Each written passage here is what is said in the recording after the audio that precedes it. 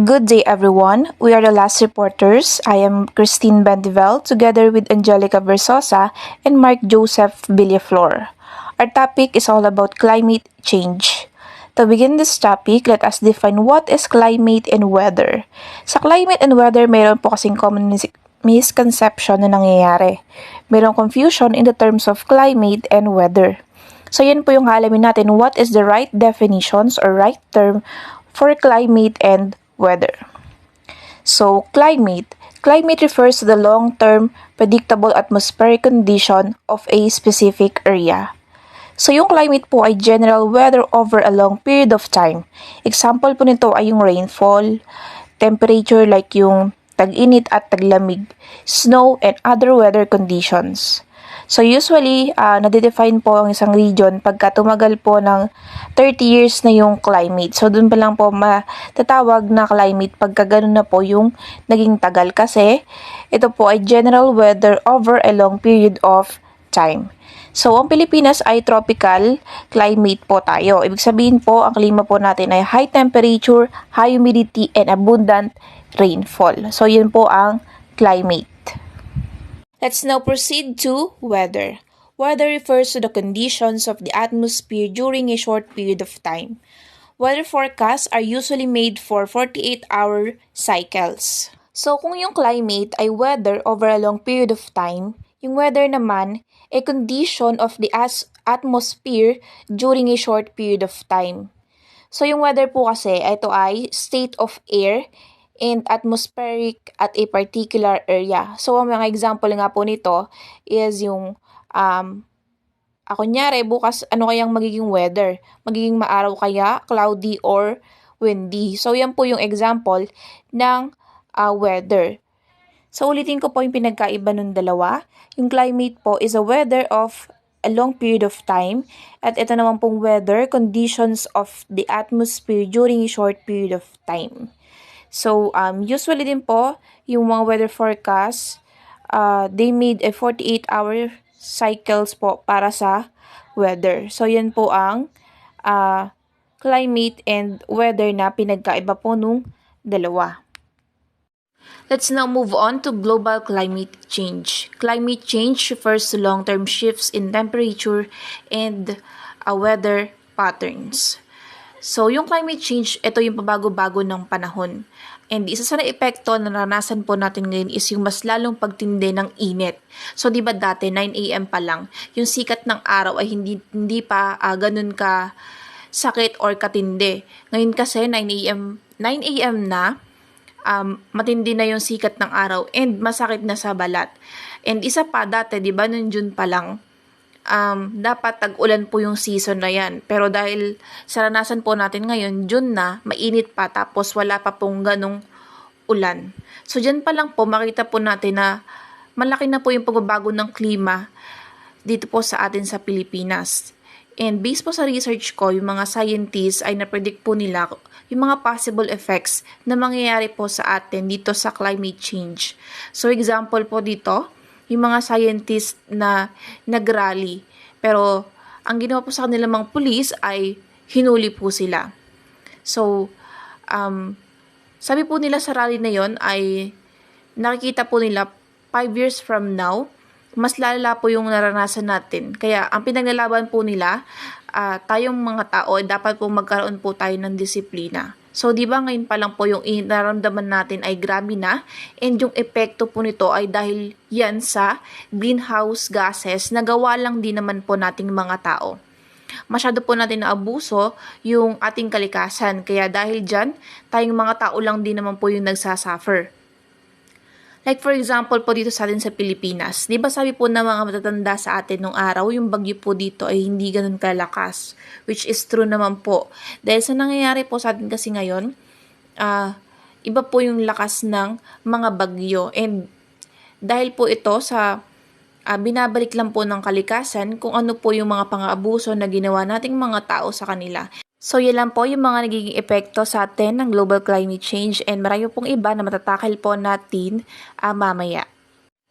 Next is global climate change can be understood by approaching three areas of study. The first one is evidence of current and past global climate change.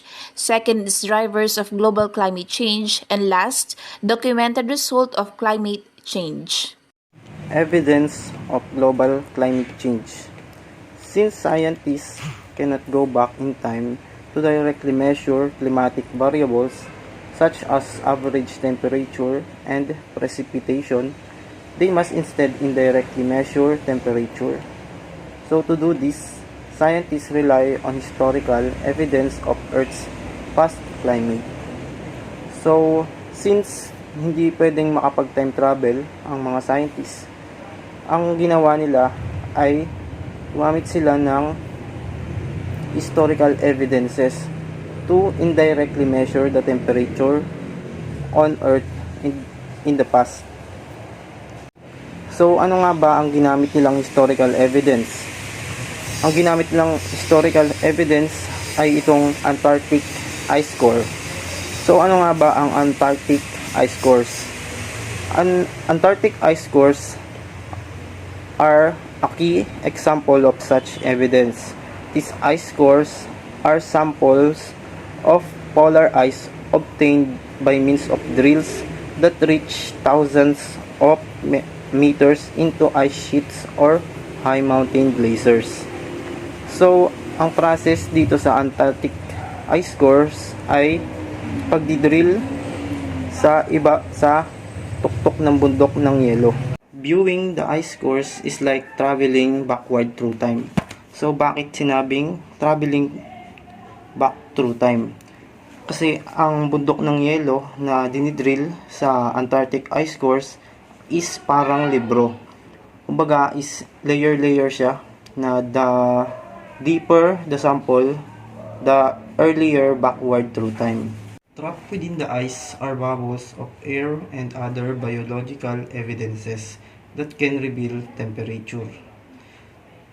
So, sa pagdidrill, after nila mag-drill ng ice, is may makokolekt silang ice, and yung ice na makokolekt nila is i-analyze nila yung yellow. Kasi dun sa yellow na madidrill, merong mga trap bubbles of air and other biological evidences na mas makakatulong sa kanilang ma-determine kung ano nga ba yung temperatura sa Earth dati.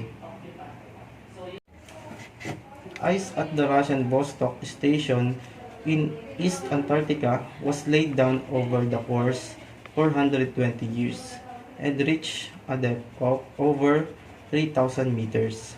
So, sa Russian Vostok Station sa East Antarctica is nakapag-drill na sila na umabot sa 3,000 meters and laid down over the corpse 420 years. So, by measuring the amount of CO2 trapped in the ice, scientists have determined past atmospheric CO2 concentration. Temperature relative to modern day were determined from the amount of deuterium or an isotope of hydrogen present. So, paano nga ba na may measure ng mga scientists yung temperatura ng Earth noon gamit ang ice core, Antarctic ice core. So, sa pamamagitan nung nakolekt nilang ice is i-analyze nila yon, at pag meron silang nakitang pag itong ice na collect nila is nagko-contain ng maraming CO2, means ang temperature ng Earth noon is mataas. The Industrial Revolution, starting in the early 19th century, ushered in the beginning of the industrial era. When a fossil is burned, carbon dioxide is released. With the beginning of the industrial era, atmospheric carbon dioxide began to rise. So, nagsimula nung 19th century is nagsimula na yung fossil fuel na nagre-release ng maraming carbon dioxide. So, di ba pag maraming carbon dioxide, which means tataas ang temperatura sa Earth. And the atmospheric concentration of CO2 has risen steadily since the beginning of industrialization.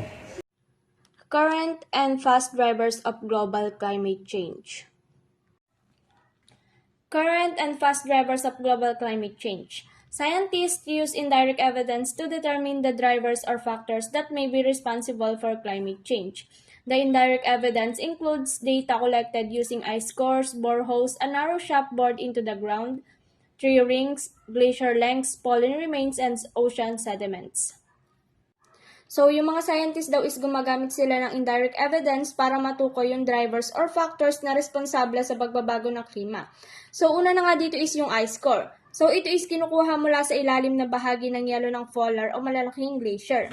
So, kung mapapansin nyo, meron siyang air bubbles at meron din itong iba't ibang chemical na nagbibigay ng information tungkol sa mga antas ng carbon dioxide, methane, at iba pang greenhouse gases noong mga nakaraang panahon. Pangalawa is yung boreholes, a narrow shaft bored into the ground. So, ginawa ito ng mga scientists para ma-access nila yung malalim na bahagi ng lupa. So, kumukuha sila ng sample ng lupa at iba pang materials na maaring magbigay ng information tungkol sa klima, geolohiya, at iba pang aspeto ng kalikasan. So, yung pangatlo is yung tree rings. Ito naman yung bilog na hugis na nabubuo sa loob ng puno kada taon. Yung laki at pagkabuo nito is nagbibigay ng information tungkol sa kondisyon at klima noong mga nakaraang taon.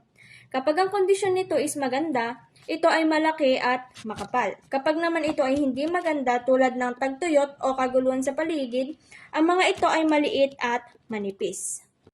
Yung pang-apat is yung glacier length. Ito ay haba o sukat ng isang malaking yelo na nabuo sa bundok at iba pang lugar na malamig. Kapag yung klima is malamig, ito ay lumalaki at humahaba. Kapag naman taginit, ito naman ay natutunaw at umiikli. So, yung panglima is yung fallen remain. Ito naman yung mga naturang buto na maaaring magbigay ng information tungkol sa mga uri ng halaman na umiiral noong mga nakaraang panahon. So, yung last is yung ocean sediments. So, ito naman yung mga materials o bagay na natatagpuan sa ilalim ng dagat gaya ng mga piraso ng bato at labi ng mga organismo. Ginagamit ito ng mga scientists para pag-aralan dahil naglalaman ito ng information tungkol sa kasaysayan ng planeta at mga pangyayari sa kalikasan at pagbabago sa klima. The data shows a correlation between the timing of temperature changes and drivers of climate change. Before the industrial era, pre-1780, there were 3 drivers of climate change that were not related to human activity or atmospheric gases. So, bago yung industrial era, pre-1780, meron 3 salik na nagdudulot ng pagbabago ng klima, which is hindi naman siya related sa human activity or atmospheric gases. First is the Milankovitch cycles. The Milankovitch cycles describes the effects of slight changes in the Earth's orbit on Earth's climate. Ang Milankovitch cycles is naglalarawan siya sa maliit na pagbabago sa orbit ng Earth sa klima nito. Una sa pagbabago na ito ay ang eccentricity ng orbit o pagbabago sa pabilog na anyo ng orbit. Pangalawa is yung obliquity ng Earth o pagbabago sa anggulo ng axis ng Earth. Pangatlo is yung precession ng Earth o pagbabago sa oras ng pag-ikot ng axis ng Earth. So yung pagbabago nito ay maaaring makaapekto sa pagtanggap ng init mula sa araw at sa distribusyon ng init sa iba't ibang bahagi ng mundo. Solar intensity. Solar intensity is the amount of solar power or energy the sun emits in a given amount of time. There is a direct relationship between solar intensity and temperature. Changes in solar intensity have been proposed as one of several possible explanations for the Little Ice Age. Yung solar intensity is yung dami ng energy na nilalabas ng araw sa isang tiyak na panahon. So, meron itong kaugnayan sa temperatura. Yung pagbabago sa solar intensity is ang naisip bilang isa sa mga posibleng paliwanag para sa Little Ice Age. Yung Little Ice Age is yung panahon ng malamig na klima na naganap noong 1300 hanggang 1850 AD. So, yung pagbabago sa solar intensity tulad ng solar flare at sunspot cycles na mga posibleng salik na maaaring magdulot ng pagbaba ng temperatura sa panahong iyon. Volcanic eruptions. Volcanic eruptions can last a few days, but the solids and gases released during an eruption can influence the climate over a period of few years, causing short-term climate changes. Generally, volcanic eruptions cools the climate. This occurred in 1783 when volcanoes in Iceland erupted and caused the release of large volumes of sulfuric oxide that led to haze effect cooling. Yung volcanic eruption is yung pagsabog ng bulkan. Pwede siyang tumagal ng ilang araw. Yung gas at solid na nilalabas nito is nakakaapekto sa klima sa loob ng ilang taon. Ito ay nagdudulot ng mga pansamantalang pagbabago sa klima katulad na nga lamang na nangyari sa Iceland noong 1783 na nagdulot ng sulfuric oxide na nagresulta ng paglamig ng klima. In Europe and North America, haze effect cooling produced some of the lowest average winter temperatures on record in 1783 and 1784. Yung haze effect cooling na nangyari sa Europe at North America is nagresulta ng pinakamababang average ng temperature ng taglamig. Ito ay nangyari noong 1783 at 1784 na inaitala sa kasaysayan. Greenhouse gases. Greenhouse gases are probably the most significant drivers of the climate. When heat energy from the sun strikes the earth, gases known as greenhouse gases trap the heat in the atmosphere, as do the glass panes of a greenhouse keep heat from escaping. Approximately half of the radiation from the sun passes through these gases in the atmosphere and strikes the earth. Yung greenhouse gases is, sa madaling salita, siya yung nagpapainit sa earth kasi hinahadlangan niya yung pag-alis ng init mula sa mundo, which is nagdudulot ng matinding init, nagpagbabago ng klima tulad ng pagtaas ng temperatura at pagbabago sa pattern ng panahon.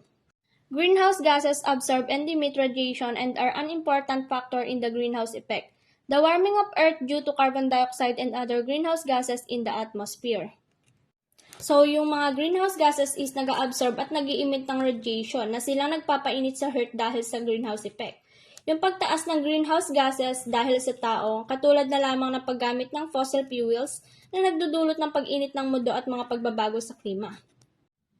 As carbon dioxide rises, global temperature rises. Since 1950, the concentration of atmospheric carbon dioxide has increased from about 280 ppm to 382 ppm in 2006. In 2011, the atmospheric carbon dioxide concentration was 392 ppm. So, yung carbon dioxide is isa siyang greenhouse gas na isa sa mga nagpapabilis ng pag-init ng Earth. So, kapag tumataas yung carbon dioxide, tumataas din yung pandaigdigang temperatura.